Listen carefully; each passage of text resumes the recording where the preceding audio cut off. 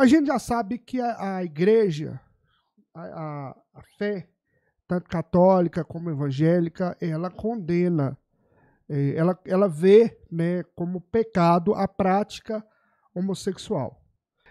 Mas eu acredito que muitas pessoas chegam no seu gabinete e falam: "Ô, pastor, tá assim, eu sinto dessa forma, eu, eu, eu sinto esse tipo de atração, já tentei e tal." Como é que vocês tratam essa situação? Como é que vocês tratam isso, pastor? Ô, Hélio, respondo por nós também, dentro daquilo que eu creio, né? Assim, como Batista Renascer aqui em Capelinha e em alguns lugares. O que eu falo, que o maior erro da igreja, quando nós falamos sobre homossexual e lésbico, é a gente querer impor algumas coisas. No decorrer da história, você vai saber que nunca houve bruxa, se queimava na fogueira. Eram pessoas que eles tinham como aberração, entre eles, várias pessoas que estavam, né, ligadas a homossexualismo, ou lesbianismo e algo relacionado a isso. Então, a gente tem na igreja pessoas que têm um comportamento, que têm uma tendência, e a gente eu não vejo de forma alguma quanto doença, nada disso. Eu vejo como algo comportamental mesmo, até porque eu estudei um pouco sobre isso, né? Fiz psicopedagogia para a gente entender algumas coisas. Então, assim, o mal é que nós queremos obrigar as pessoas a serem o que elas não são. Entende, Hélio? Então, eu tenho pessoas na igreja que são homossexuais. E não adianta eu chegar para aquele rapaz e falar assim: a partir de hoje você é homem, você é hétero. Você vai casar com Você uma vai mulher casar com a linda mulher e vai ter filho. vai... Não, cara. Mas o cara. Por isso que Mateus 19 fala assim: olha, existem alguns eunucos, outros que se fizeram eunucos, e outros que pegaram eles e forçaram eles a serem eunucos.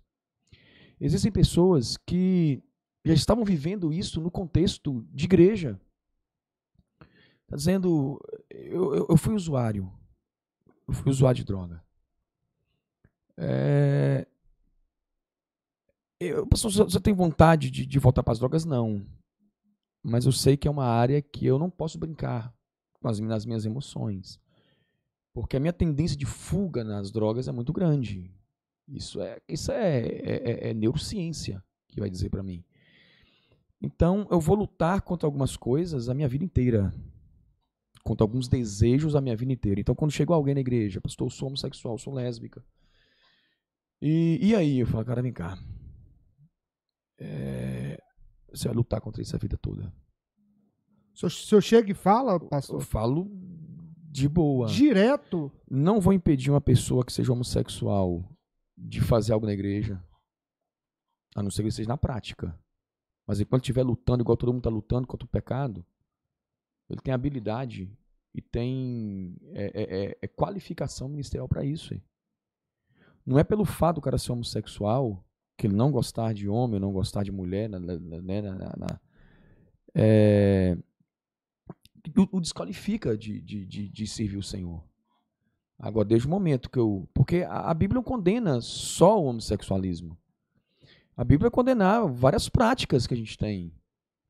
E que se eu estiver naquela prática, eu não estou apto para exercer o ministério. Então, existem pessoas que estão lutando contra isso, como eu vou lutar também. E eu chegar para esse cara, chegar para essa menina e falar assim: não, você vai casar com um homem agora. Ela não gosta de homem. Então ela vai ser infeliz, vai fazer alguém infeliz, vai ter filhos que serão infelizes. Então não é justo, em nome de uma religiosidade vazia e supérflua, pífia demais, eu obrigar a pessoa a ser. Agora ela vai lutar contra isso o resto da vida dela. Eu sou hétero e eu vou lutar contra os meus desejos da minha vida toda. O cara que é viciado vai lutar contra o vício dele, o cara que bebe. Por que nós não ceamos com vinho? As pessoas perguntam: por que você não ceia com vinho? Você imagina comigo, eu tenho um cara na igreja que bebeu 20 anos da vida dele. Eu tenho um rapaz na igreja que é um testemunho vivo, que é o Sidney. Ele ficava caído na rua. As pessoas acham que realmente ele morreu, que não vê mais na rua. Ele tem uns... Eu cito ele porque ele permite. Ele deve ter uns 8 anos que não bebe. Aí eu vou pegar e... Como que eu vou cear com um vinho para um cara daquele? Talvez para você que não bebe, que você não é viciado, é uma coisa, mas eu posso fazer de outra forma. Então, é essa luta que cada um vai enfrentar. É o que o Paulo está dizendo, que dentro de mim tem um negócio que impulsiona a fazer o que eu não quero. E eu preciso matar esse cara todo dia, crucificando na cruz. Porque há uma ideia que o pecado está lá fora, e o pecado não está lá fora. Lá fora tem a possibilidade do pecado, o pecado está dentro de mim. É por isso que quando ele escreve para Gálatas, ele vai dizer, olha, crucificado estou com Cristo, e não vivo mais eu, Cristo vive em mim. Porque se ele não tiver crucificado, vai me dar problema. Dentro de mim vai impulsionar algo que vai me levar para o pecado. Você entendeu? Então, assim, igual eu falo, eu não estou nessa linha de querer mudar textos bíblicos.